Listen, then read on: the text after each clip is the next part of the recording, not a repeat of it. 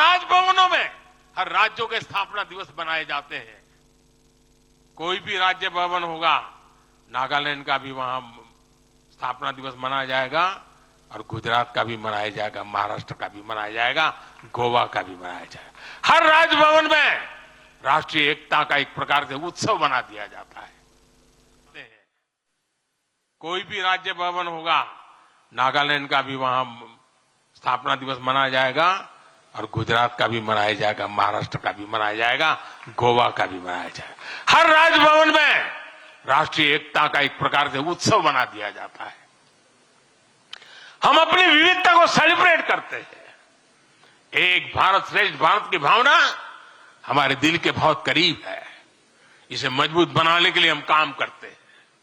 साथियों, एक भारत श्रेष्ठ भारत की भावना हमारी गवर्नेंस में भी दिखाती है।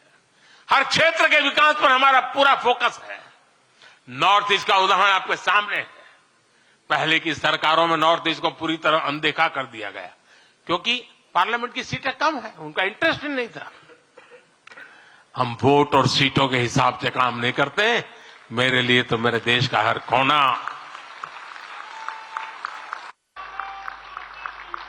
समृद्ध हो, विकसित हो, ये हमारा भाव है।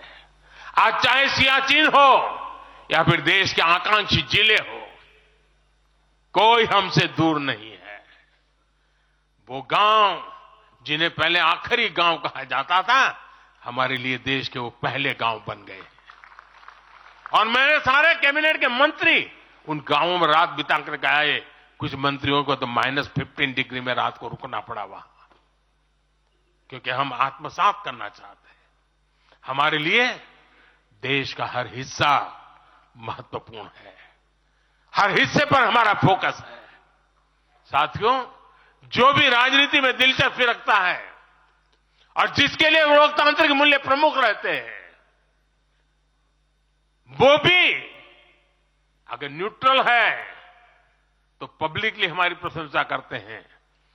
न्यूट्रल नहीं है तो खानगी में तो कर ही देते हैं। इसकी एक बड़ी वजह है, हमने समय के साथ खुद को सकारात्मकता के साथ बदलने का प्रयास किया है। हमने अपनी राजनीतिक व्यवस्था को नए और आधुनिक विचारों के लिए खुला रखा है। आजादी के बाद वर्षों तक जिन्होंने हमारे देश पर शासन किया, उन्होंने एक व्यवस्था बना दी थी। उस व्यवस्था में कुछ बड़े परिवारों के लोगों को ही सत्ता के केंद्र में रहे। उनके आसपास रहने वाले लोगों को ही राजनीतिक ताकत मिलती रही। अहम पदों पर परिवार के करीबियों को ही आगे बढ़ाया गया। हमने इस व्यवस्था को भी बदल दिया। हमने नए लोगों को मौका दिया कि वो हमारी व्यवस्था का हिस्सा बने और परिणाम ला करके दिखाएं। इससे व्यवस्था में नयापन आया और इसका लोकतांत्रिक स्वरूप कायम रहा। हमारी कैबिनेट में रिकॉर्ड संख्या में नॉर्थ ईस्ट के मंत्री हैं। नागालैंड से पहली बार एक महिला राज्यसभा में सांसद बन गई है। हमें गर्व है कि हमने पहली बार त्रिपुरा के व्यक्ति को काउंसिल ऑफ मिनिस्टर्स के अंदर स्थान दिया है।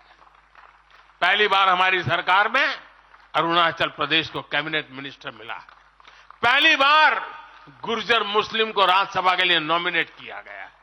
हमारी सरकार में ही गोवा से कैबिनेट मंत्री बनाया गया। हमें गर्व है कि हम बीजेपी के एक ऐसी संस्कृति का हिस्सा हैं जो मंत्रालय में रिकॉर्ड ओबीसी प्रतिनिधित्व सुनिश्चित किया जाता है। अमित भाई ने इसका विस्तार से वर्णन किया, इसलिए मैं ज्यादा उसके ऊपर नहीं कहना चाहता हूं।